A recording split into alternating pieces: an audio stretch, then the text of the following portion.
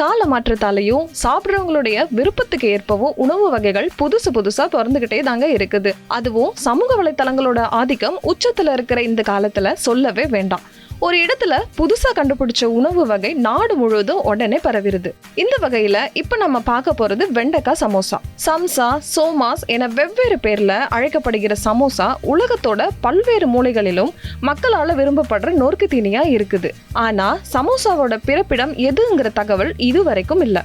Asia, தென்கிழக்கு Asia, Arabia, மத்திய தரைக்கடல், ஆப்பிரிக்கா மற்றும் யூரோப் உள்ளிட்ட பல பகுதிகளிலும் சமோசானா தெரியாதவங்க இல்லைன்னே சொல்லலாம். சமோசாக்கு உள்ள வைக்கப்படுற பொருள் இடத்துக்கு இடம் வேறுபட்டாலும் அனைத்து பகுதிகளிலும் ஒரே மாதிரியா இருக்கிறது அதோட முக்கோண வடிவம் தான். உருளைக்கிழங்கு, பட்டாணி இந்த மாதிரி வைக்கப்பட்ட சமோசாவை தான் நாம சாப்பிட்டுருப்போம். ஆனா யூரோப் கண்ட்ரீஸ்ல பப்ஸ் போல சிக்கன், மட்டன் வச்ச சமோசாவும் கிடைக்கிறதா சொல்லப்படுது. இந்த நிலையில வட மாநிலங்கள்ல வெண்டைக்காய் விலை குறைஞ்சதால டெல்லியில ஒரு வியாபாரி சமோசாவுக்குள்ள வெண்டைக்காவை வச்சு விற்பனை செய்யறது சமூக வலைத்தளங்கள்ல வைரல் ஆகிட்டு இருக்குது. இதை பார்த்து டெல்லியில இப்போ பெரும்பான்மையான தெருவோர கடைகள்ல வெண்டைக்காய் சமோசா கிடைக்க தொடங்கி இருக்கு. வெண்டைக்காய் விலை கம்மியா இருக்கிறதால வியாபாரிகள் இதை தயாரிக்கிறதா சில சொல்றாங்க.